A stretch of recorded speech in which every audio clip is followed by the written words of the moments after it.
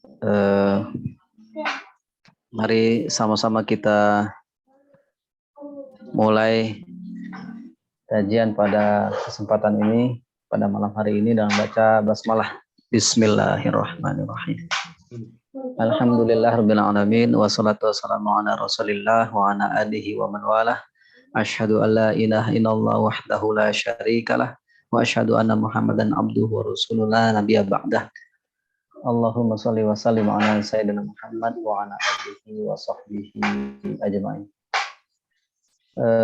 Bapak Ibu sekalian, pertama-tama mari kita panjatkan puji syukur kepada Allah Subhanahu wa taala atas segala nikmat dan karunia-Nya kepada kita sehingga kita bisa hadir pada kesempatan kajian rutin malam hari ini yang insya Allah sudah hadir di tengah-tengah kita Ustadz Desian Al-Mukarram LCMA, Ustadz Desian yang saat ini masih berada di Maroko ya, akan memberikan taujih kepada kita semua, dan juga Dr. Basuki yang pada kesempatan hari ini juga hadir, juga para pengurus PSMI, Dr. kita, kemudian Dr. Sigit saya lihat dari Brebes, dan seluruh relawan, ada Pak Amin, Bu Desi, dan lain-lain yang mungkin tidak saya bisa sebutkan satu persatu.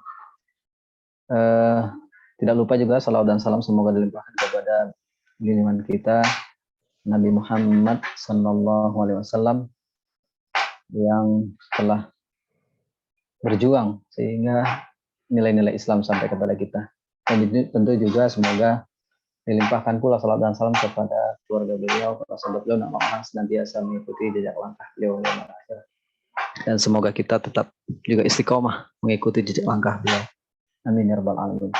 Baik, untuk mempersingkat waktu, mungkin langsung saja kepada Ustadz Rizyan untuk dapat memulai memberikan taujih yang pada kesempatan ini akan membahas tentang Andalusia. Tafadhol Ustadz.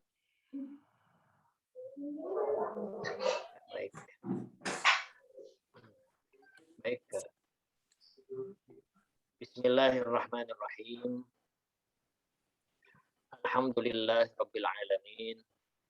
Wassalatu wassalamu ala asyrafil anbiya'i wal mursalin wa ala alihi wa ashabihi wa man tabi'ahum bi ihsanin ila yaumiddin.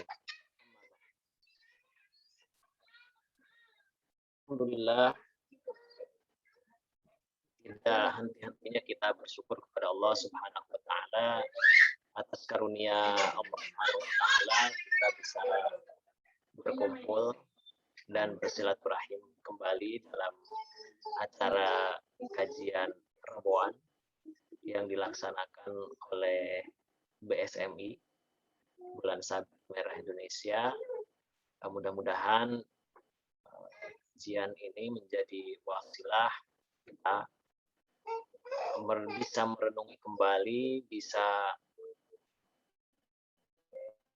selalu ingat tentang Allah Subhanahu wa taala, dan semoga isi kajian yang kita simak sama-sama, baik kajian Rabuan bersama saya ataupun dengan materi yang lain, mudah-mudahan semua itu bermanfaat.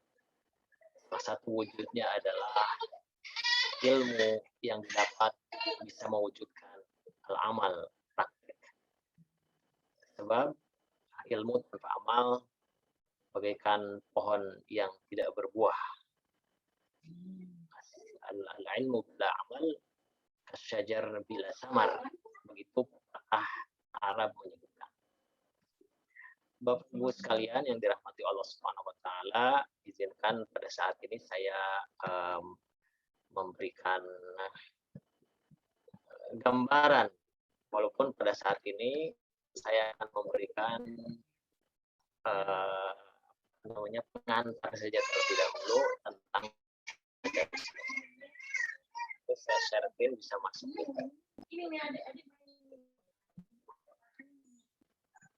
Oke.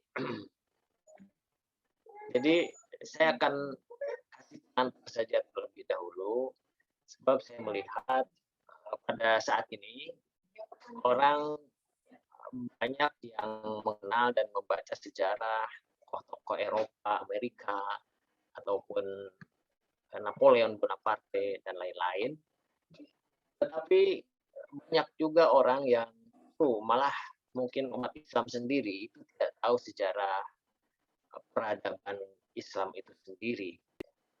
Bahkan orang-orang mungkin lebih mengenal nama-nama para tokoh yang berasal dari Barat dibandingkan dengan tokoh-tokoh yang berasal dari umat Islam itu sendiri.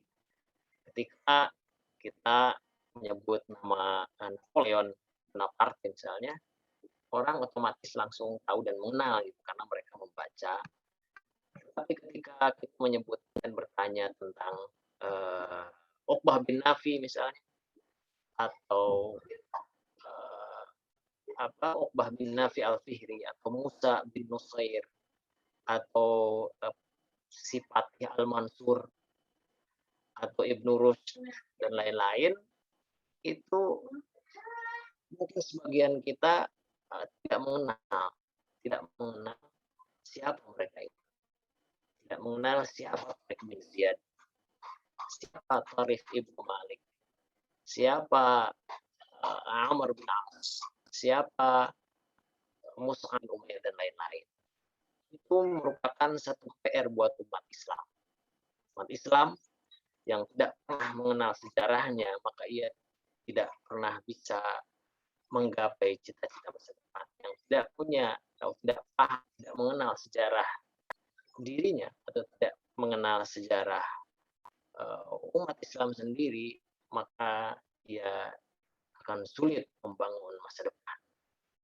Nah, disinilah kemudian kita akan berbicara terlebih dahulu sejauh mana sejarah itu perlu kita bahas atau minimal kita baca dan kita kenal.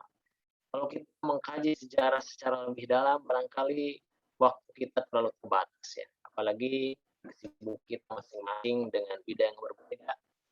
Bidang barangkali di medis, banyak di lapangan, kemudian aktivitas di sekolah atau pendidikan dan lain-lain.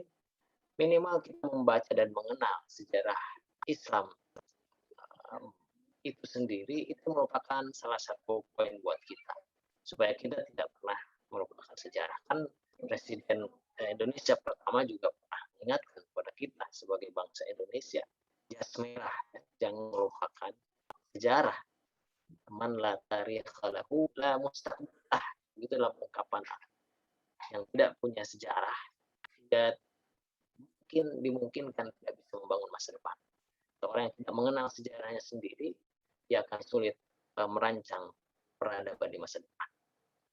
Maka kita belajar sejarah Islam di Andalusia itu supaya kita tahu bahwa Islam itu adalah agama yang penyebarannya sama sekali tujuan utama dari penyebaran Islam itu dilakukan dengan rahmatan lil alamin. Jadi Islam memancar ya, cahayanya dari mulai Mekah ke Madinah, dari Madinah ke Syam, kemudian ke Lebanon, Suria, bahkan menyeberang ke Mesir, Afrika, lalu ke Tunisia, Libya, dan di ujung Afrika Utara yaitu Maroko, itu semua dilakukan dengan rahmatan lil alamin. Artinya rahmat bagi semesta alam.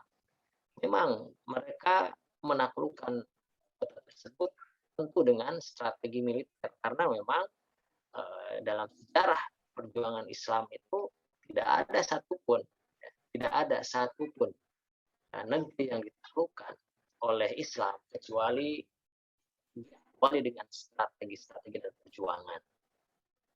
Rasulullah SAW saja ketika berhijrah dari Mekah ke Madinah, selain menghindarkan diri dari kejaran musuh Quraisy yang sudah mulai menindas umat Islam, juga ingin membawa misi untuk menyebarkan Islam itu sendiri ke Madinah, salah satunya menyebarkan Islam. Step by stepnya itu dimulai ke Taif seperti yang sudah dijelaskan pada pertemuan yang lalu. Taif 10 hari bermalam di sana untuk apa? Untuk menyebarkan Islam. Islam, memancarkan cahaya Islam, membawa cahaya Islam kepada orang-orang Taif saat itu, meskipun ditolak oleh masyarakat Taif karena ketidaktahuan mereka. Kemudian melangkah ke Madinah. Ke Madinah juga dilakukan dengan penuh strategi, tapi dengan nilai-nilai rahmat lil alamin, dengan nilai-nilai yang penuh dengan rahmat. Dan kuncinya memang strategi. Jadi difikirkan baik-baik untuk menuju satu kota, satu tempat, satu negeri itu tidak asal-asalan, tidak kemudian itu enak-enakan dengan demikian rupa, tapi melalui strategi yang memerlukan pengorbanan, perjuangan, pemikiran yang matang, sehingga kegemilangan-kegemilangan yang dicapai oleh Islam di negara-negara mana, di negeri manapun itu adalah merupakan hasil para mujahidun, kemudian para mufakirun, orang-orang yang punya nilai jihad yang tinggi, orang yang memiliki ruh jihad yang tinggi, orang yang memiliki spiritual yang tinggi dan mendalam ke Allah, dan juga memiliki cermatan berpikir mereka. Nah demikian juga Islam sampai ke Andalusia, 8 tahun berjaya di Andalusia. 800 tahun, maaf. 8 abad Islam berjaya di Andalusia itu bukan suatu hal yang tiba-tiba mukjizat berikan, tidak. Semua itu adalah hasil dari perjuangan yang sangat panjang, yang bertubi-tubi. Cuma memang, mengapa? Inilah yang kemudian banyak peneliti dari Barat atau orang-orang dari Barat yang mengatakan bahwa kemenangan Islam di Andalusia itu adalah kemenangan yang luar biasa, seolah-olah ini adalah kayaknya mukjizat, ini bukan perang biasa, bukan penaklukan biasa. Mengapa? Nanti saya akan ceritakan pada pertemuan berikutnya bagaimana Islam di Andalusia sejak masuknya itu hanya dalam 3 tahun kurang lebih itu Islam bisa diterima oleh masyarakat Spanyol saat itu, sekarang Spanyol namanya. Masyarakat Andalusia saat itu diterima dengan baik oleh masyarakatnya, walaupun secara pemerintahan dan politik belum stabil, karena memang baru masuk ke situ ya. 3 tahun saja sudah banyak yang memeluk Islam, karena diterima oleh masyarakat dengan baik. Nah ini orang-orang Barat sampai mengatakan ini adalah bagaikan mukjizat. Ya, Romawi dan Persia yang berseteru saja itu tidak pernah sampai pada level seperti itu diterima oleh masyarakat yang sebelumnya tidak tahu sama sekali, kan jauh dari Jazirah Arab. Spanyol itu jauh dari Jazirah Arab, Andalusia. Mentoklah kalau dalam geografis itu mentok ke Samudra Atlantik dan Mediterania, sangat jauh. Karena dia lumayan jauh sekali, beribu-ribu kilometer, dan baru mengenal Islam pada saat itu. Nah, rahasianya, nah itu tentu adalah hasil perjuangan. Rahasia-rahasia itu mesti kita ketahui bersama. Kenapa bisa seperti itu? Dan itulah yang dikagumi oleh orang-orang Barat. Kok bisa ya? Hanya dalam waktu diterima. Rupanya salah seorang pemikir Muslim mengatakan bahwa setidaknya mengapa mereka itu bisa menerima Islam, Muslim saat itu yang datang ke Andalusia, itu ada 2 hal. Yang pertama adalah kenapa mereka bisa menerima secara cepat. Yang pertama adalah memang yang pertama dihapuskan oleh seorang panglima yang datang ke sana. Nanti kita akan jelaskan pada pertemuan yang akan datang. Baik bin Ziyad dan Musa bin Nasr itu menyebarkan Islam itu dengan izalatu at-tabaqiyah. Apa itu kalau dalam bahasa izalatu tabaqiyah? Itu masyarakat klasik ya. Ini kan zaman dulu masuk Eropa secara umum, mereka itu membuat aturan atau hukum di situ sebagai hukum kelas. Dalam arti ada kelas yang elit, kemudian ada kelas yang bercahaya. Nah saat itu memang sedang berlangsung potret kelas. Jadi kalau ada orang yang lahir dari orang ibu dari hamba sahaya, maka ia akan terus begitu, dia akan menjadi hamba sahaya yang diperbolehkan.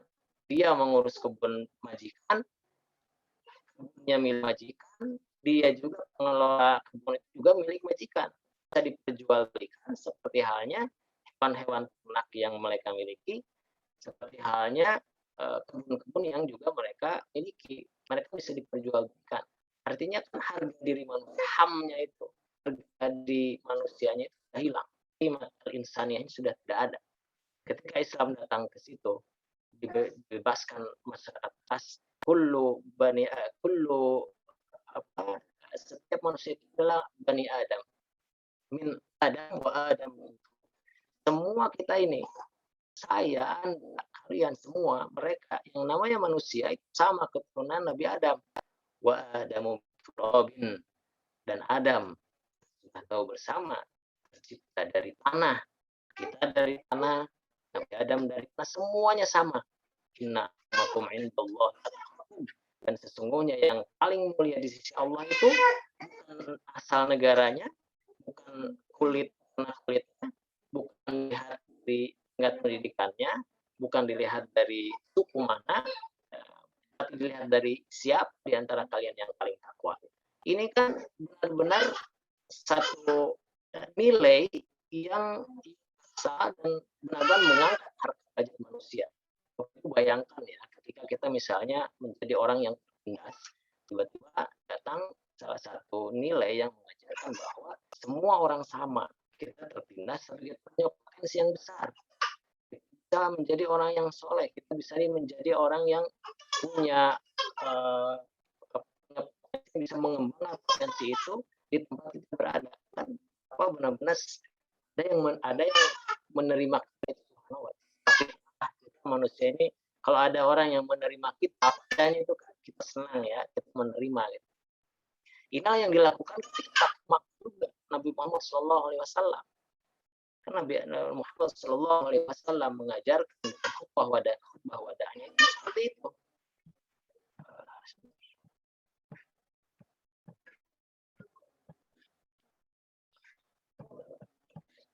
Dalam khutbah wadah, dalam khutbah wadah disebutkan bahwa sesungguhnya sama. Kita dari tanah, kita semua adalah la fadla li arabiyyin wa la ajamiyyin illa ada kelebihan atau tidak ada nilai, tidak ada kedudukan di sisi Allah atau yang dilihat dari apakah dia orang Arab atau bukan, apakah dia Arab atau non Arab, apakah dia Eropa atau bukan. Tidak, di sisi Allah itu semuanya adalah akramakum illa bittaqwa, kecuali dengan takwa. Otomatis secara ini kan masyarakat Eropa itu dari Andalusia saat itu menerima dengan ada orang ada nilai yang mengagumkan seperti ini.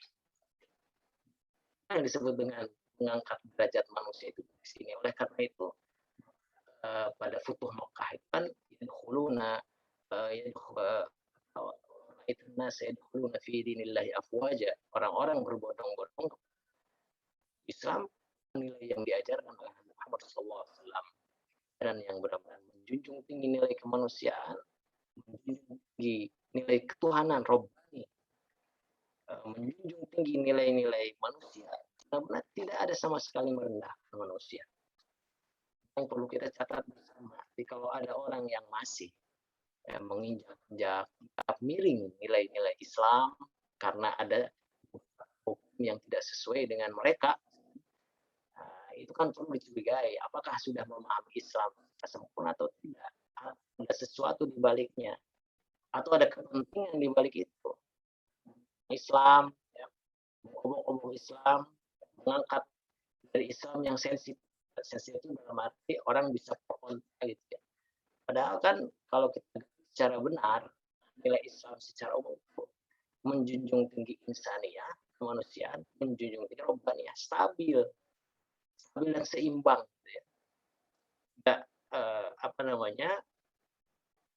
ada istilah ubudiyatur rabbi secara horizontal dan vertikal itu tidak. Orang tidak dianggap bertakwa dengan sebenar-benarnya sampai dia bisa menghargai dan menghormati, mengagungkan tamunya, atau menghormati tetangganya. Itu ciri bahwa Islam itu benar-benar ajaran yang setelah ibadah benar kepada Allah, muamalah kepada manusia harus benar. Dan ini kalau ada orang yang beranggapan miring, harus baca sejarah dan mempelajari dengan baik. Kalau tidak mampu belajar, ya jangan asal ngomong tentang Islam yang tidak pada pakarnya gitu ya. Kan orang yang pakar yang ngomong tentang Islam, ya kalau tidak paham, tidak mau baca, tidak mau belajar, ya jangan ngomong sembarangan tentang Islam. Islam itu ajaran teror misalnya. Ada. Nah, yang kedua, kata pemikir Muslim ya, mengatakan alasan mereka orang-orang Andalusia bisa menerima Islam karena tidak ada paksaan dalam agama. Datang ke Andalus, saat itu masuk ke Al-Jaziratul Khadr. Al-Jaziratul Khadr itu El-Jaziras kalau sekarang. Ya, Andalusia itu kan kita tahu itu Spanyol bagian selatan secara umum. Tariq bin Ziyad masuk ke Al-Jaziras, Jaziratul Khadr. Kalau dalam bahasa Jazirah Al-Khadr, Al-Khadr itu hijau. Karena memang daerahnya hijau. Dengan apa? Ya namanya hijau berarti kan penuh pohonan, rindang gitu ya. Cuma memang Andalus itu kan kental ya. Pegunungan, bukit dan segala macam. Dia tumbuh pohon-pohon hijau yang memang tidak seperti Indonesia, rindang dan adem gitu. Mereka hijau tapi ada nuansa panas gitu ya. Nah kan yang tumbuh itu dan lain-lain. Nah, Tariq bin Ziyad saat itu ke Algeciras masuk itu. Mereka ketika ada gereja yang dibangun di situ, ketika ada orang-orang Kristen yang beribadah di gereja, mereka tidak pernah menghancurkan gereja. Kalau mereka mengambil alih gereja, itu pertama dibeli, yang kedua memang sudah tidak dipakai lagi. Tidak ada istilah menghancurkan paksa, kemudian mengubah paksa itu menjadi milik umat Islam. Tidaklah ikrah fiddin. Tidak. Kalaupun dimiliki, karena memang swadaya dibeli oleh orang-orang Islam saat itu. Oleh karena itu, la ikrah fiddin. Kita bandingkan dengan barangkali saat itu penguasa setelah Islam berdaya kan 8 abad, itu kemudian orang Ratu Isabel dan Raja Ferdinand ya, dua kekuatan kerajaan yang sangat kuat yang menikah dan kemudian juga menghabisi umat Islam saat itu, berbeda halnya dengan yang dilakukan oleh bin Ziyad dan Musa bin Nasir, pahlawan-pahlawan Islam yang datang ke Andalusia, sikap yang diambil oleh mereka. Ketika umat Islam mengakhiri kejayaannya, yang dilakukan oleh mereka adalah dua. Dukhul Nasraniyah, yang kau masuk Kristen, kau diusir dari tempat. Jadi kalau kamu di Spanyol, tetap di Spanyol, kamu harus memeluk Kristen. Tapi kalau tidak, silakan keluar dari Spanyol Andalusia. Itulah hal yang menyedihkan yang dicatat oleh sejarah. Bandingkan dengan ketika pertama kali Islam masuk ke sana. Dan ini memang sudah diakui oleh para pakar sejarah bahwa Barat masuk ke negeri yang itu mereka tetap menghormati tempat-tempat ibadah yang ada di situ. Ajaran Rasulullah SAW. Ketika ada tempat yang di sana ada tempat ibadah lain, agama keyakinan lain, itu biarkan. Jangan dihancurkan. Jangan kau menghancurkan pohon-pohonan, jangan kau membunuh wanita, jangan kau membunuh anak kecil, jangan kau menyerang orang tua orang yang sudah jompo. Jadi harus gentle ya. Kalau berhadapan Anda sebagai jurid, hadaplah dengan prajurit. Kalau ada wanita, anak-anak di situ, janganlah engkau menyerang. Tidak gentle namanya gitu ya. Itu tidak gentle. Dan ajaran Rasulullah itu sangat mulia sekali. Jangan kau hancurkan ma'abid. Gitu ya. Pada sejarahnya dalam sirah nabawiyah Muhammad sallallahu alaihi wasallam. Allahumma sholli alaihi. Itu barangkali Inilah yang kemudian kita mesti paham dan harus kita sampaikan bahwa Islam itu masuk ke manapun selalu dengan rahmat lil alamin. Wah, kita sudah langsung masuk ke sana. Sebenarnya saya akan mengantarkan sebuah pengantar dulu ya. Ini kalau sudah ini itu seperti itu ya secara umum. Maka barangkali kita akan kembali supaya lebih sistematis. Saya akan kembali ke masalah tentang sejarah ini. Oh ya, benar. Oke, baik gini. Nah, jadi baik sekarang kita akan langsung ke kenapa kita harus belajar membaca sejarah. Ini kalau dalam Al-Quran saja, Allah Subhanahu wa Ta'ala menyebutkan banyak ayat-ayat dalam sejumlah surat Al-Quran. Ya, itu hampir surat yang ada dalam Al-Quran itu terselip sejarah atau tarikh. Kita tahu seperti halnya misalnya yang jelas disebutkan surat Quraisy ila Quraisyin ila fihim rihlatash shita'i was-sayf falyabudu rabb hadzal bait alladzi at'amahum min ju'in wa amanahum min khauf. Tentang Quraisy, tentang bangsa Quraisy. Bagaimana bangsa Quraisy memiliki visi untuk rihlah. Tidak tenang kalau dia berdiam diri di tinggalnya ya. Rihlah dalam waktu syita, musim dingin, musim panas, rihlah untuk berdagang, mencari pengalaman. Falyabudu rabbal bait. Itu sejarah Quraisy. Ada surat Al-Masad, surat Al-Lahab dan lain-lain. Nah, adalah i'tibar. Tujuannya adalah i'tibar. Biru ya bil absar. Maka kemudian dalam tafsir Ar-Razi ini dalam tafsir Ar-Razi disebutkan bahwa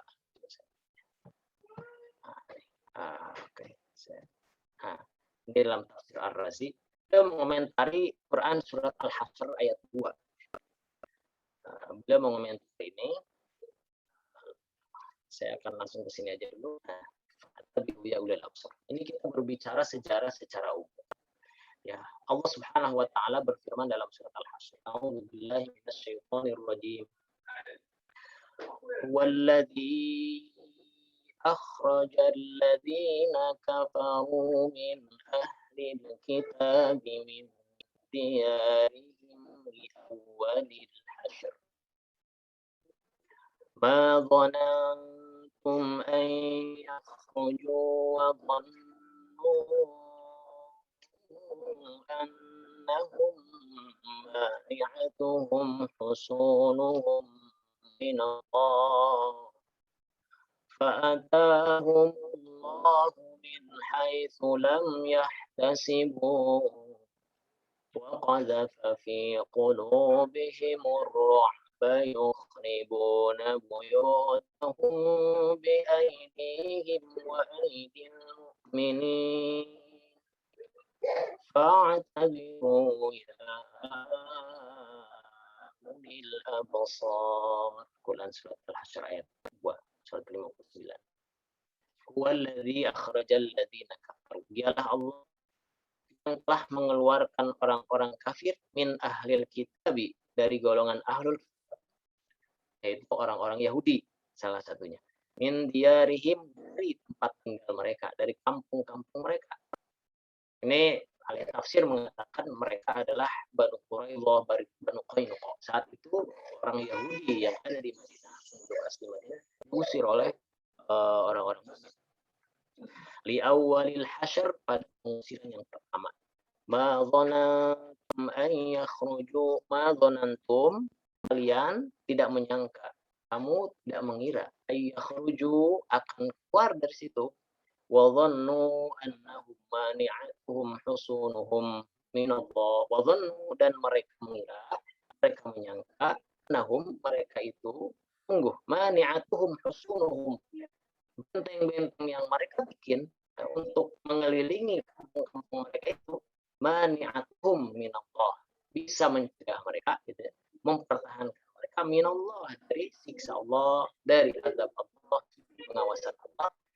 Atahumullahu, Allah memberikan kepada mereka min haitsu la yahtasibun, mendatangkan kepada mereka hukuman min haitsu lam yahtasibu, dari arah yang tidak mereka sangka-sangka. Wa qadzafa fi qulubihimur ru'ba, dan Allah melemparkan ketakutan, wa qadzafa, melemparkannya, memberikan ketakutan fi qulubihim, dalam hati mereka, ru'ba, ketakutan. Yukhribuna buyutahum bi aydihim, mereka memusnahkan rumah-rumah mereka bi aydihim, dengan tangan mereka sendiri, wa aidil mu'minin, dan tangan orang-orang mukmin. Atbiru ya ulil absar, ini yang kita tadi. Atbiru ya ulil absar, maka ambillah kejadian itu untuk menjadi pelajaran, ya ulil absar, wahai orang-orang yang berwawasan atau yang mempunyai akal. Nah, kita kembali ke ini, itu Imam Ar-Razi mengatakan atbiru itu akar katanya dari apa?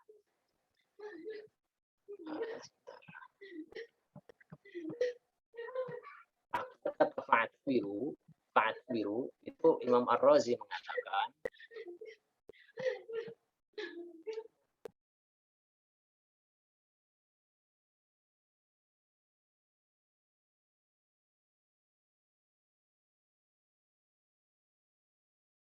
ya, maaf, saya lanjut ya.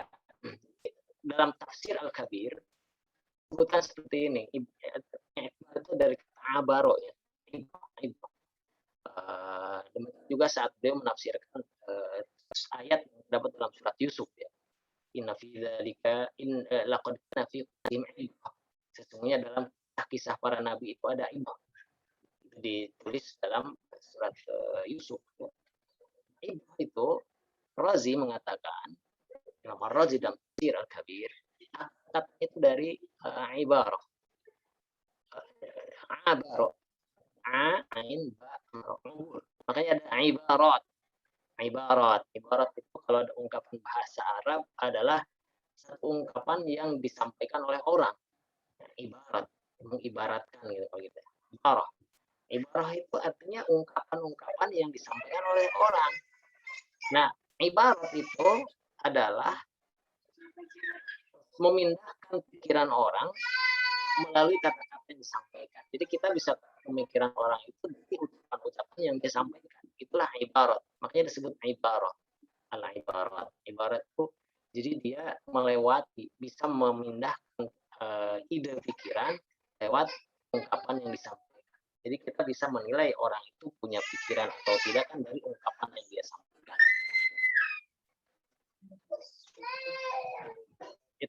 Ada juga yang dalam ungkapan Arab ma'bar. Mi'bar itu juga sama artinya dengan abaro.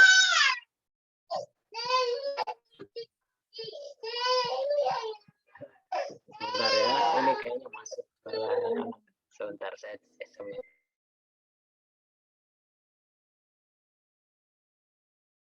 Baik, saya lanjut.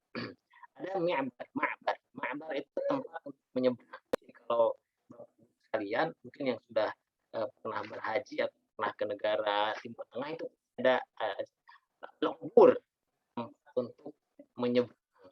Lokbur artinya dia pindah dari satu tempat ya, tempat ke tempat lain melewati satu jalan. Ada juga obor itu juga namanya juga melintasi. Kalau kita melintasi satu jalan itu dinamakan obor. Ada juga abroh itu kalau ada abroh ya, ini abroh itu kalau kita menangis itu kan keluar air mata dari sudut mata sampai ke kadang-kadang keluar dari pipi, itu namanya sampai ke pipi. Nah itu air mata yang turun dari pojok mata sampai ke pipi itu dia air mata. Itu biasanya air mata yang keluar karena gembira. Air mata itu keluar tidak hanya karena sedih, juga gembira juga bisa mengeluarkan air mata kegembiraan. Nah, sementara ahli tafsir mengatakan yang dimaksud dengan ibrah itu an-nadharu fi haqa'iqil asya. Jadi dia merenungkan sesuatu, menelaah sesuatu untuk dijadikan untuk menemukan sesuatu yang baru dari jenis yang sama. Jadi kalau dalam sebuah teori nanti ada teori turunan gitu. Itu namanya ibrah. Nah, apa yang ingin saya sampaikan di sini, Imam Ar-Razi mengatakan fa'tabiru ya ulil absar, artinya kalau kita melihat kejadian maka harus menjadi ibrah buat kita. Artinya kita ambil pelajaran dari kejadian tersebut. Jangan sampai pada saat yang sama dengan kejadian yang sama dengan peristiwa ya kronologi yang sama itu kita alami yang kedua kalinya. Nah ini menandakan bahwa dia berpikir, tidak memikirkan dan tidak penuh perhatian pada hal itu. Dalam konteks surat ayat 2, Allah Subhanahu wa taala menyampaikan biru ya ulil absar. Coba kamu lihat. Orang Yahudi saat itu mengira bahwa mereka tidak bisa dikalahkan oleh umat Nabi Muhammad yang datang dari Mekah ke Madinah. Tapi Allah Subhanahu wa taala menghancurkan sangkaan dan keyakinan mereka. Ya, karena mereka banyak melanggar peraturan, melanggar perjanjian damai. Ya, justru mereka seolah-olah menghancurkan mereka sendiri, dikalahkan oleh dan diusir oleh Nabi Muhammad SAW. Diusir. Nah, pelajarannya kata Allah Subhanahu wa taala, kamu ambil ibrah. Ibrahnya, kalau kalian terlalu yakin terhadap sangkaan kalian dan melupakan kekuatan Allah, kejadian yang sama akan dialami oleh orang Yahudi. Kamu akan terusir, kamu akan terhina, kamu akan kalah. Kalau kalian tidak yakin dengan Allah Subhanahu wa taala, itu pelajarannya. Nah, Imam Ar-Razi menggarisbawahi ibu ini supaya apa yang dilihat itu benar-benar bisa menjadi bisa menjadi titik tolak supaya kita tidak terjerumus pada hal yang sama. Dalam hadis lebih jelas diungkapkan oleh Rasulullah, wahidin marrataini. Orang mukmin itu, orang mukmin ya, yang benar-benar tidak pernah terjerumus pada satu lubang yang sama dua kali. Jadi kalau melakukan satu kesalahan, selanjutnya tidak melakukan kesalahan yang sama. Kalau dia pernah melakukan satu hal yang keliru, besok lusa dia tidak akan mengulanginya lagi. Ini sama berlaku pada semua hal. Menurutnya dulu Nabi Muhammad SAW pernah dilanggar perjanjiannya oleh salah seorang musuh ya. Dia minta maaf ya ringkasnya. Kemudian Nabi maafkan. Suatu ketika dia bebas dan lain, dia melakukan pelanggaran yang sama, datang kepada Nabi minta maaf lagi. Kata Nabi, layal dagul mu'min fi johrin wahid. Kamu melakukan kesalahan lagi yang sama dan minta maaf lagi, tidak akan dimaafkan. Jadi dalam segala hal itu kita mengambil pelajaran sama ini dalam masalah politik, dalam masalah segala macam sosial ekonomi ya, terutama barangkali dalam hal politik ini benar-benar kita mesti memperhatikan ya, mengambil pelajaran jangan sampai umat Islam ini di Indonesia khususnya mengulang-ulang kesalahan berkali-kali gitu ya. Seolah-olah umat Islam itu seperti mendorong mobil gitu. Sudah jadi pelajaran, sudah kejadian, tapi di saat besok lusa terjadi lagi hal yang sama, umat Islam seperti mendorong mobil mogok. Ya. Ketika dia butuh kita dorong, ketika sudah jalan kita ditinggalkan. Ini jangan sampai layal dagul mu'min fi johrin wahid marrataini. Termasuk belajar dan membaca sejarah Andalusia ini, kita akan mendapatkan hukum Allah sunnatullah.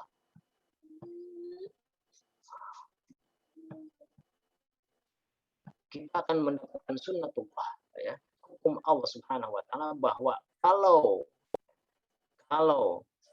sebab keruntuhan Islam di Andalusia itu ya dilakukan juga oleh Islam di masa kapanpun, Maka setinggi apapun, kegemilangan apapun umat Islam, kalau kalau kesalahan-kesalahan yang sama diulang oleh umat Islam seperti di Andalusia, maka sama aja nanti juga akan merasakan atau akan runtuh juga gitu ya.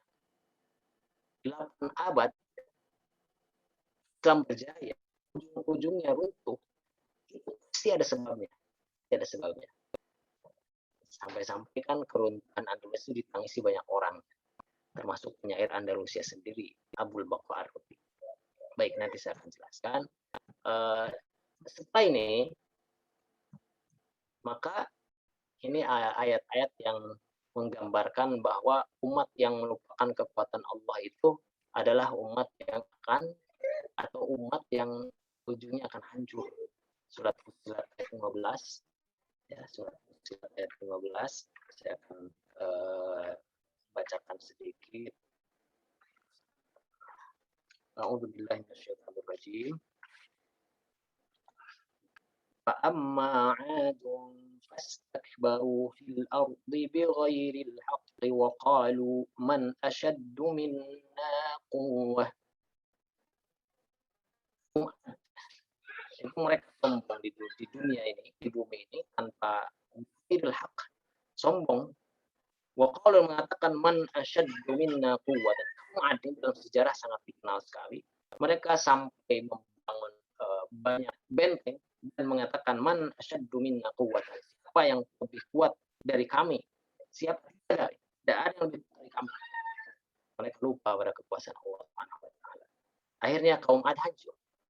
Awalam yarau anna Allah alladzi khalaqahum huwa asyaddu minhum quwwah wa kanu bi ayatina yajhadun.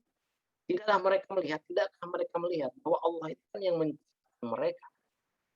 Karena menciptakan mereka tentu Allah lebih kuat dari mereka. Wa kanu bi ayatina yajhadun. Tapi mereka terhadap ayat kami menolak. Umat dahulu, ya, kalau menolak Allah Subhanahu wa taala, melupakan kekuatan Allah, akan hancur seperti kaum Ad. Kemudian Ghafir 29 juga mengatakan seperti itu kisah Fir'aun, bisa dibuka nanti di mushaf masing-masing. Mereka mengatakan bahwa jalan Fir'aun itulah jalan yang baik.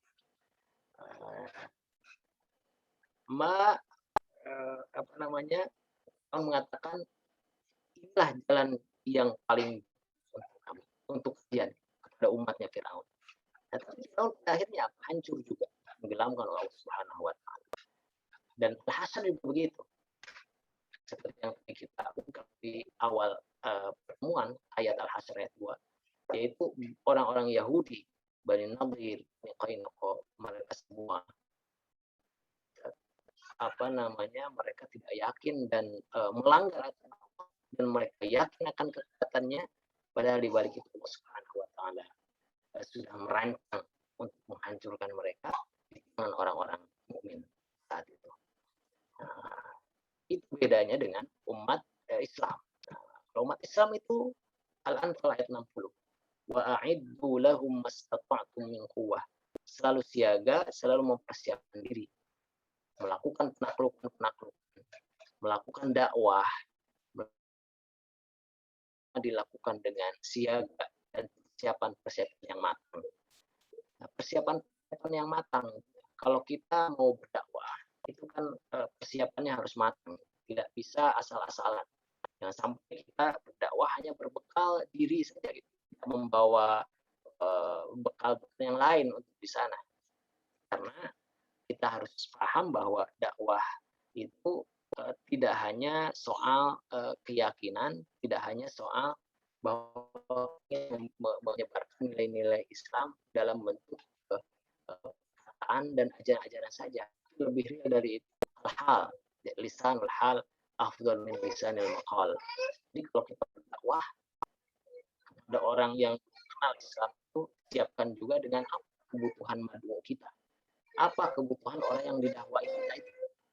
Nah, kalau dalam sejarah perjuangan umat Islam, para ulama di Indonesia awal-awal kemerdekaan seperti Kiai Haji Ahmad Dahlan, mereka sejarah mencatat bahwa Ahmad Dahlan itu bukan hanya sekedar menyampaikan ajaran Islam, tapi juga menerapkan ajaran Islam itu sendiri dengan konsep maonnya. Maon itu artinya apa? Ketika kita menyodorkan ajaran Islam orang miskin, maka kita siapkan pula kebutuhan-kebutuhan mereka itu apa. Mereka butuh makan, kita siapkan makanannya. Mereka butuh pakaian, kita siapkan juga pakaiannya. Mereka tidak akan mau menerima, tidak mau mendengar ungkapan-ungkapan yang kita sampaikan kalau kebutuhan mereka terpenuhi. Dilakukan oleh Musa bin Nusair ketika penakluk Andalusia ini melakukan penyebaran dan penaklukan ke wilayah Afrika Utara.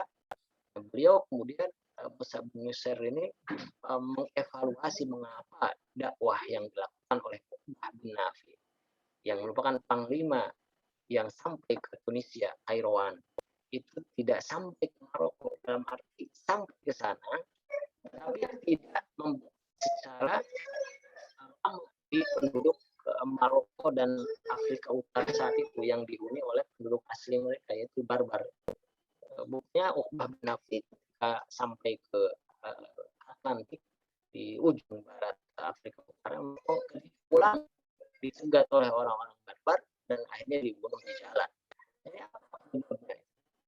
Ternyata Musa bin Nusair mengevaluasi, ternyata ketika bin Nafi melakukan penyebaran Islam di Afrika Utara itu hanya sekedar menyebarkan, ya, menaklukkan, ya, kemudian membina di situ.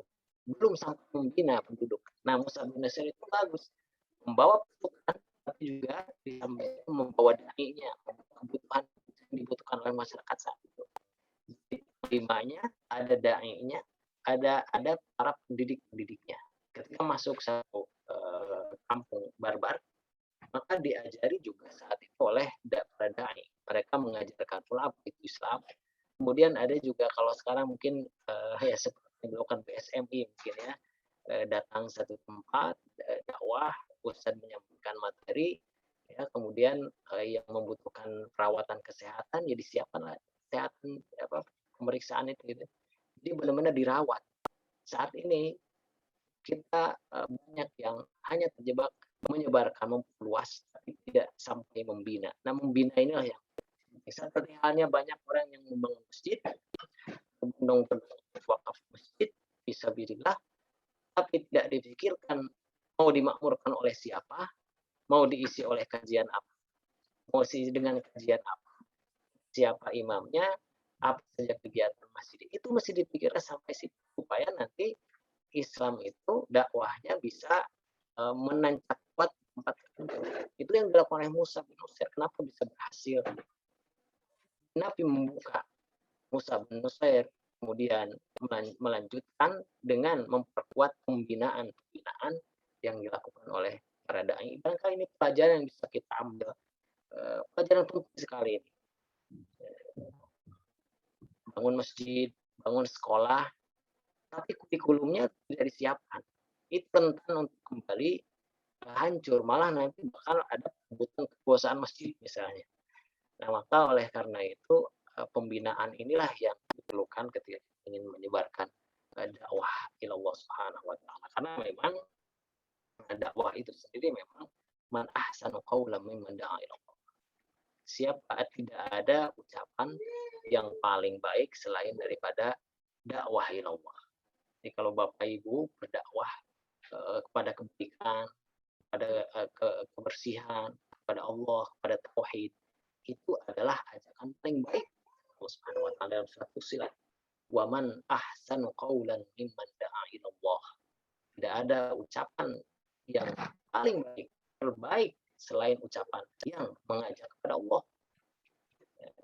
Yang mengajak kepada Allah itu mengajak orang untuk menjaga dan mensyukuri nikmat kita, itu juga ilallah, kepada tauhid, kepada sunnah, itu semua ilallah.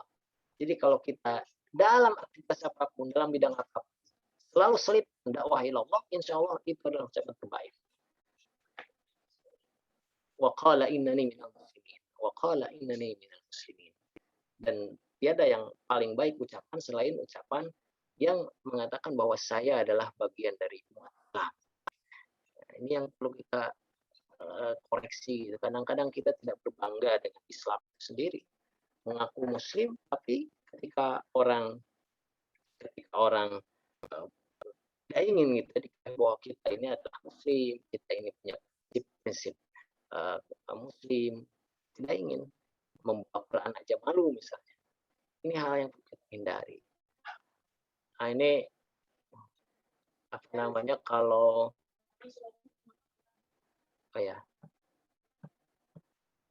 saya break dulu sebentar ya. Ini suaranya mungkin masih bagus atau timbul tenggelam ya. Sedikit putus-putus, Ustaz. Oh, Kurang sinambung sedikit. Kalau mungkin posisi ya, saya sedikit saja. Nah, ini.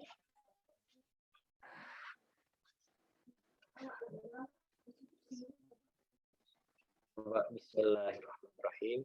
Baik, saya lanjut saja terlebih dahulu.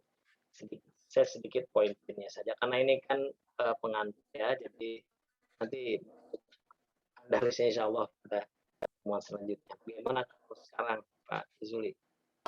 Siap, Ustaz. Saya lanjut. Jadi umat Islam dalam sejarah itu selalu yang dilakukan oleh mereka adalah wa'id lahum mastata'tum min quwwatin min ribatil khair. Al-Anfal ayat 60. Siap-siap dan selalu siaga. Ini motto PSMI ini ya. Ada konflik ke depan ya. Konflik di jadi bencana itu selalu siaga dan siap-siap. Masya Allah. Allah barik fikum. Semoga Allah memberkahi kawan-kawan dan saudara-saudara kita semuanya yang tergabung dalam Nah, yang kedua, ini umat Islam itu selalu akan ada kekuatan Allah pada setiap gejala alam. Jadi kadang misalnya ketika ada gempa, kita sadar bahwa kita sudah bersiap bagaimanapun, gejala alam akan ada. Dan itu istilahnya kalau sudah terjadi, itu merupakan qadar Allah Ta'ala. Dan selalu umat Nabi Muhammad juga saat itu suka diberitakan kabar gembira bahwa ini selalu sebulan sebelum perang itu musuh yang akan diperang itu selalu merasa ketakutan. Ini yang mengapa kira-kira? Kenapa? Karena orang-orang non Muslim perang itu karena gini, kalau orang Muslim, orang mukmin, ketika ada panggilan jihad, ketika ada panggilan dari Allah, ihdal husnayain, itu ada dua hal yang baik mereka cita-citakan, imma syahadah, imma nasr. Tangan, dan itu benar-benar satu kebaikan. Aku syahadah, mati syahid. Jadi tidak ada yang buruk dari umat Islam ketika dipanggil oleh Allah Subhanahu wa Ta'ala. Maka, nah, ya, Tariq bin Ziyad yang langsung. Tariq bin Ziyad itu ketika akan menyeberang ke Andalusia dari Tanjir atau dari daerah utara Maroko, itu hanya kurang lebih kalau dari pakai ferry itu 35 menit lah, yang tepat itu kalau sekarang. Nah, itu ada namanya Jabal Tariq. Nah, gunung. Sebenarnya gunung ini dulu bukan Jabal Tariq, namanya itu Darwuz Ziqaq ya, orang-orang Arab itu. Namanya Jabal Tariq atau Gibraltar itu karena memang berkaca dari sejarah pada tahun 711 Masehi itu ya Tariq bin Ziyad panglima perang barbar diperintahkan oleh Musa bin Nusair ya, Musa bin Nusair mengangkat panglima dari golongan barbar yaitu Tariq bin Ziyad untuk menyeberang ke Andalusia, makanya disebut dengan Jabal Tariq. Dan itu ada di Spanyol, gunung yang bisa melihat ke Maroko. Nah, jadi kalau dari gunung itu Maroko terlihat, Spanyol terlihat gitu. Jadi kayak mungkin Batam ya, Batam. Seperti Batam. Jadi dari atas itu terlihat, Maroko terlihat, kemudian Andalusia terlihat. Sekarang kalau Gibraltar sudah menjadi wilayah yang dikuasai teritorialnya oleh Inggris ya. Kita nggak bisa masuk ke situ kalau tidak ada visa Inggris. Visa Eropa belum bisa masuk, Schengen belum bisa masuk ke situ. Nah, dulu ketika Tariq bin Ziyad masuk dan bisa menyeberang dengan sempurna sampai ke Jaziratul Arab, gunungan yang terjal, pohon-pohon yang rindang, pohon-pohon yang benar-benar menghalangi jalan itu mereka bisa taklukkan, dan saat itu menghadapi pasukan yang berjumlahnya berlipat-lipat lebih banyak dari pasukan Tariq bin Ziyad, dan itu bisa kalah oleh pasukan Tariq bin Ziyad. Nah, ini kemudian akhirnya yang membuat orang geleng-geleng kepala gitu ya. Geleng-geleng kepala kok bisa gitu ya. Kok bisa dengan semangat itu pasukan yang lebih banyak dari Tariq bin Ziyad itu bisa dikalahkan. Nah, Tariq bin Ziyad itu kita tahu ya, kalau kita melihat sosok para panglima, sosok para pemimpin saat itu kita tidak bisa meragukan kesolehan mereka, ketakwaan mereka, kezuhudan mereka, kewaraan mereka. Jadi di balik kekuatan fisik mereka itu ada kekuatan ruhiyah, kekuatan spiritual yang kuat. Fursanun bin nahar, ruhbanun bil lail. Di siang hari mereka panglima, di malam hari mereka ahlul ibadah. Inilah yang membuat keseimbangan untuk menaklukkan negeri manapun, ditambah oleh cita-cita yang mereka perjuangkan.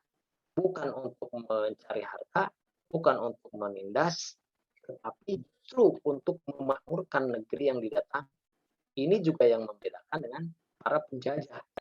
Mereka ingin mengeruk habis kekayaan, tapi umat Islam bukan itu. Umat Islam justru ingin membantu memakmurkan negeri yang didatangi. Karena mereka yakin hidup itu singkat, hidup itu terbatas. Hidup itu kadang-kala kuat, tapi akan ada saatnya lemah. Tidak akan selamanya muda, tapi akan datang tua. Tidak selamanya hidup, tapi juga akan mati. Dengan keyakinan itu, maka semangat mereka itu sangat menggebu-gebu. Dan ini orang yang takut mati, musuh-musuh itu yang pencinta dunia dan takut mati itu gampang dikalahkan karena mereka oleh Allah sudah diberikan ketakutan dari pasukan umat Islam yang bersemangat. Ibu bapak sekalian yang dirahmati Allah Subhanahu wa taala, saya akan akhiri terlebih dahulu untuk pertemuan ini. Nah, jadi sejarah ya, dan barangkali mungkin ada pertanyaan, mengapa sih Andalusia? Mengapa kita membaca dan mengenal Andalusia? Karena memang sekali lagi saya sampaikan bahwa Islam pernah berjaya di sana selama 8 abad. Dan sampai saat ini peninggalan-peninggalan umat Islam terpampang nyata gitu ya. Ini Bapak Ibu sekalian, kalau nanti sudah selesai COVID ya, mudah-mudahan kita bisa bersama-sama menyaksikan jejak-jejak peninggalan sejarah Islam di Andalusia. Seperti halnya yang ada di Sevilla, Granada, Cordoba, itu semua kota-kota yang bersejarah bagi umat Islam. Cordoba pernah menjadi ibu kota yang sangat maju di zamannya. Penerangan kota saat itu ketika Eropa belum memiliki penerangan kota, dia sudah punya Cordoba. Pada zaman Umar bin Abdul Aziz, kemudian saat itu di Cordoba dikuasai oleh dinasti Bani Umayyah.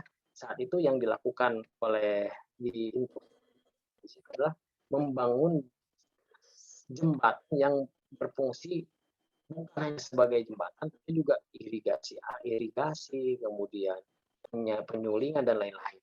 Nah, itu peninggalan-peninggalan sejarah yang sangat dan bisa kita lihat sampai sekarang. Jadi barangkali nanti mudah-mudahan ya kita bisa melihat secara langsung peninggalan-peninggalan tersebut, dan tentu ketika melihat peninggalan sejarah Islam itu ada dua perasaan yang bisa muncul dari setiap orang yang berkunjung ke sana. Pertama adalah sedih. Sedih itu ya, Masya Allah gitu ya. Selama berabad-abad akhirnya runtuh. Dan ya sedih gitu. Karena kita tidak bisa lagi sholat di masjid Mezquita, Cordoba, ada masjid yang sekarang dialihfungsikan menjadi gereja. Saya dulu pernah ke situ dan kebetulan hari Ahad jadwalnya, ternyata kurang lebih jam 7, jam 8 pagi itu ada nyanyian-nyanyian misa di sana. Jadi mereka memakai Mezquita yang dulunya masjid itu sebagai gereja sampai saat ini. Sementara umat Islam ketika datang ke situ mau bersujud saja oleh polisi diawasi, bahkan dilarang. Kami sampai mendengar keluhan salah seorang kebangsaan Saudi, ya. Namanya Hissoh, ya, dia ini masih ingat kami berdua saat melakukan penjelajahan ke Andalusia itu. Ya, bersedih saya itu pas melihat Mezquita, masjid di Cordoba itu menangis karena ya maklum ya, dia baca sejarah bagaimana saat ini berdiri kokoh tapi fungsinya bukan lagi masjid tapi gereja dan difungsikan sebagai gereja. Kalau sebagai museum mungkin kita masih bisa memaklumi, tapi ketika difungsikan dan kita tidak boleh di situ bersujud, itu kan sesuatu yang menyedihkan. Belum lagi di Sevilla, ya, Masjid Agung yang berubah jadi katedral.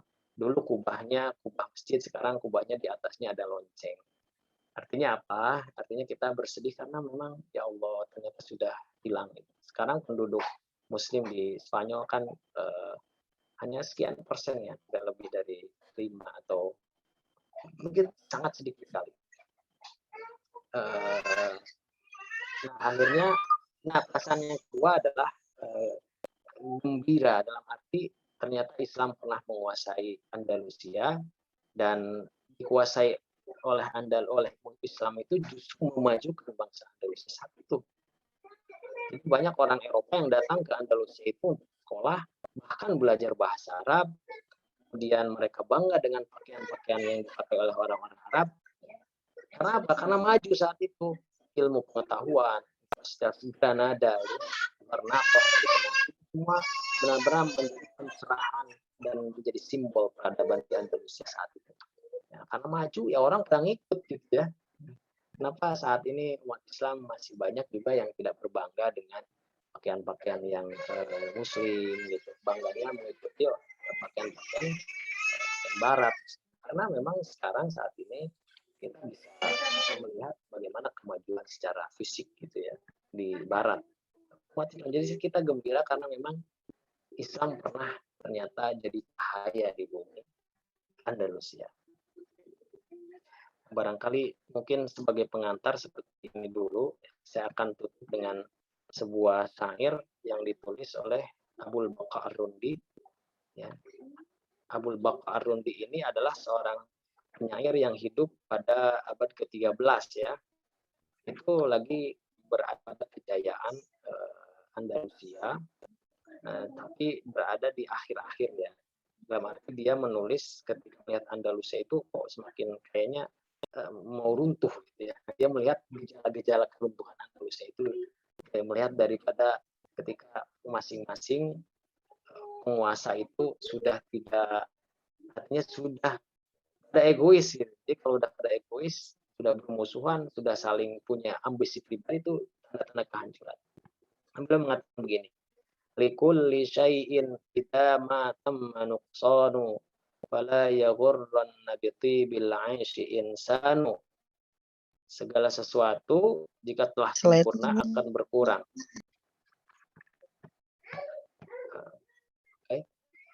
Iyal man fala yaghurra bi tibil 'aishi insanu. Maka orang jangan tertipu oleh indahnya dunia. Iyal umuru kama syahadtaha dualun man sarrahu zamanun sa'athu azmanu. Sebagaimana kamu saksikan segalanya bagai roda yang berputar, dua itu berputar. Man sarrahu zamanun, kalau ada orang yang saat ini bahagia, senang, gembira, sa'athu azmanu, dia akan merasakan pedih di waktu yang lain, tidak terus, tidak senang terus. La tabqa ala ahadin, dunia ini tidak akan kekal di tangan siapapun, tidak akan. Wala yadumu ala halin laha syanu, sebagaimana berbeda satu kegembiraan. Jadi bersedih melihat ya namanya manusia, dunia ini berputar. Ada daya, kemudian juga ada runtuh, ada hancur.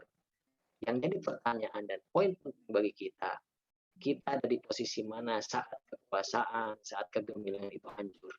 Apakah kita jadi bagian yang hina karena terlibat di pertikaian yang menyebabkan kehancuran, atau justru yang tetap berpegang teguh mempertahankan kejayaan itu malah hak walaupun saat itu kondisi sedang hancur. Nah, itu ya peran penting kita pada melihat sejarah ini, dan insya Allah kita akan lanjut pada pertemuan yang lain. Mudah-mudahan bermanfaat, dan sebagaimana yang saya sebut bahwa ini adalah sebuah pengantar, mudah-mudahan di pertemuan yang selanjutnya kita bisa bertemu lagi. Qulu qouli hadza wa astaghfirullah li wa lakum. Wassalamualaikum warahmatullahi wabarakatuh. Waalaikumsalam warahmatullahi wabarakatuh. Jazakallah khairan Ustadz Rizyan atas pengantar ya, ini baru pengantar dari sejarah Islam di Andalusia. Luar biasa nih, baru pengantar. Bagaimana nanti sequel berikutnya? Sequel dari masuknya Islam di Andalusia. Baik, mungkin dari Bapak Ibu sekalian ada pertanyaan? Dr. Basuki, ada pertanyaan? Yang lainnya, silakan.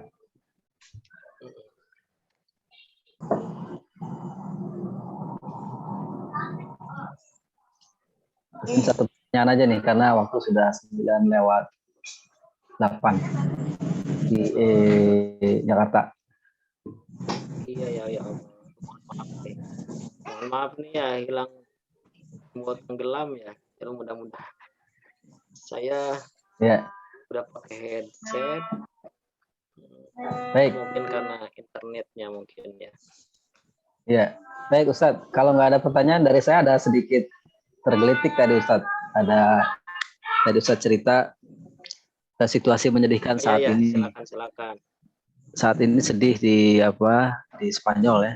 Tapi kalau saya suka browsing di YouTube, itu pertumbuhan di Eropa, di di Amerika untuk mualaf itu berbondong-bondong.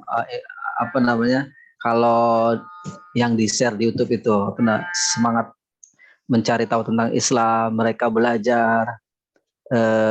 Saya salah satunya ada Syabil Ahmad, itu kalau lihat di YouTube itu beliau membuka dialog open house tentang Islam.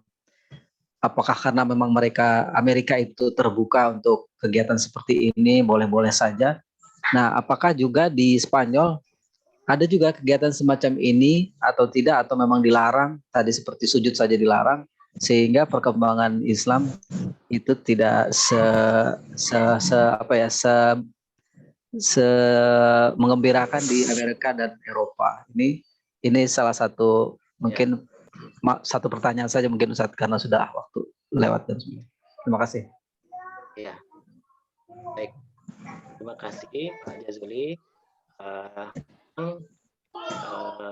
Perasaan itu ketika kita melihat situs yang saat ini dijaga oleh Spanyol ya, seperti di Muka itu masjidnya, masjid tadi dalamnya itu ada mihrab ya.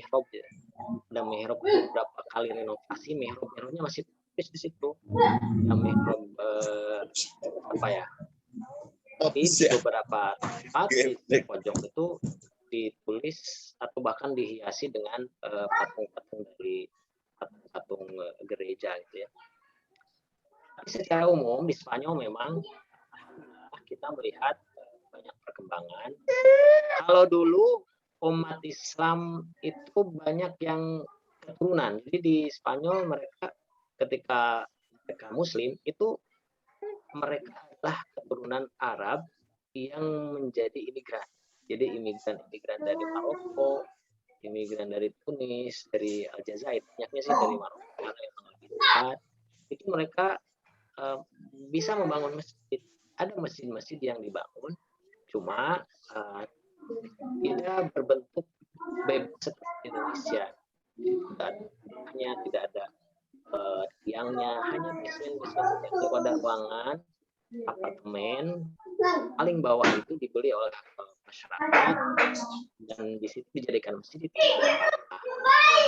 Di Sevilla itu memang seperti itu punya umum ya Spanyol, kecuali ada beberapa yang dibolehkan seperti di Madrid. Saat ini ada masjid di Madrid ya, itu karena kerajaan Saudi Arabia kerjasama dengan atau mungkin bagaimana lobbynya akhirnya membangun Islamic Center di situ dan berdiri masjid yang megah, ada kubahnya, ada menaranya gitu ya.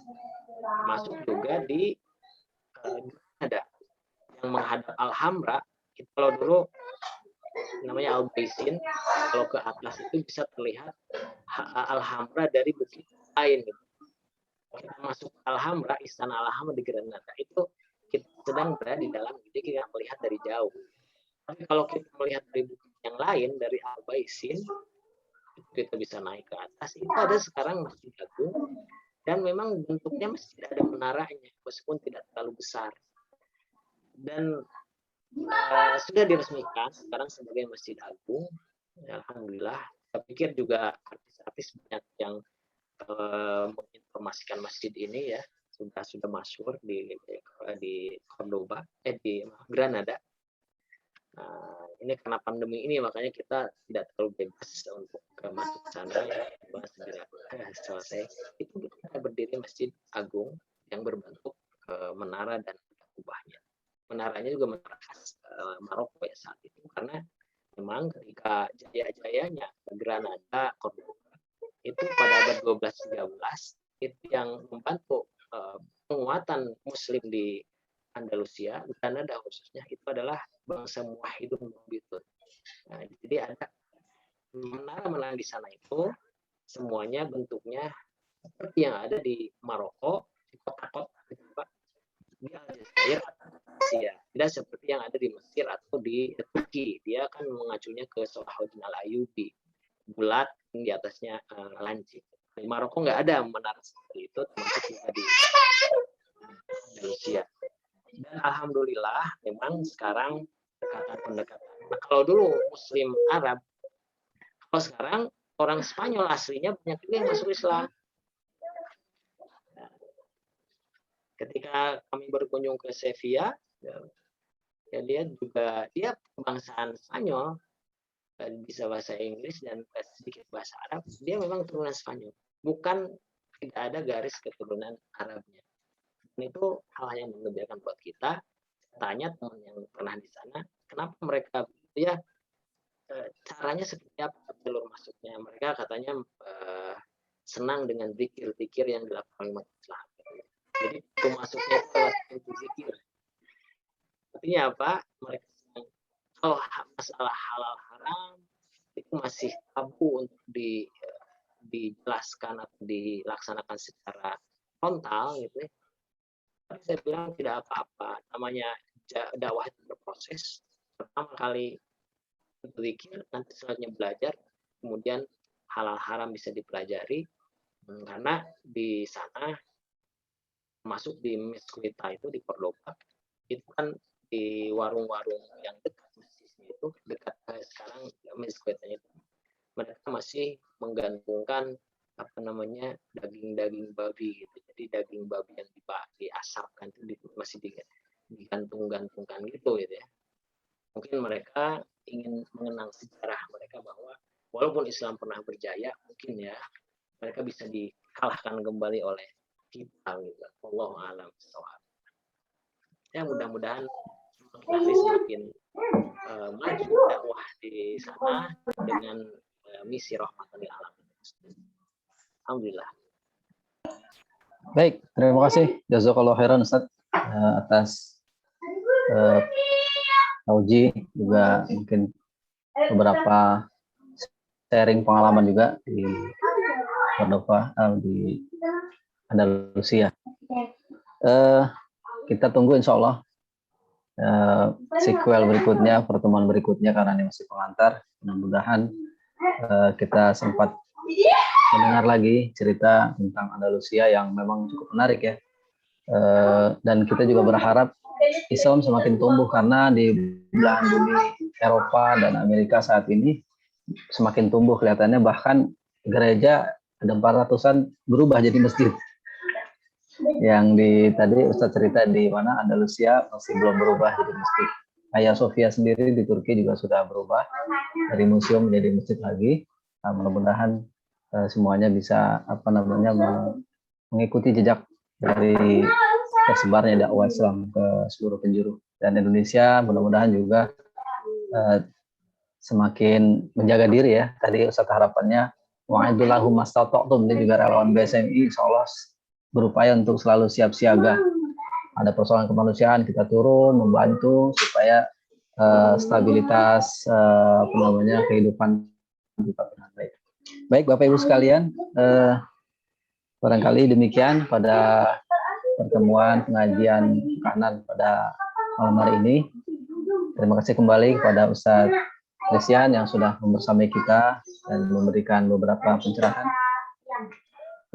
Izin mungkin Dr. Basuki pada malam hari ini kita akhiri. Insya Allah bersambung kan ya? Siap, insya Allah bersambung, dan mudah-mudahan sinyalnya semakin baik dari Spanyol, dari Maroko. Yang kita semakin bisa paling di ini aja mungkin kalau putus-putus mungkin bisa. Nanti kita insya Allah mudah-mudahan bisa lebih baik lagi. Mudah-mudahan. Siap, insya Allah. Ribuan kilometer. Ya. Baik, Bapak Ibu sekalian, mari kita sama-sama akhiri pertemuan kita. Izin Ustadz Christian, Dr. Basuki, mari kita tutup dengan sama-sama membaca doa kifaratul majelis. Subhanakallahumma wa bihamdika asyhadu an la ilaha illa anta astaghfiruka wa atubu ilaik. Assalamualaikum warahmatullahi wabarakatuh. Waalaikumsalam warahmatullahi wabarakatuh. Terima kasih Ustaz, jazakumullah khair. Jazakallah. Iya, mudah-mudahan bermanfaat. Insyaallah bisa ke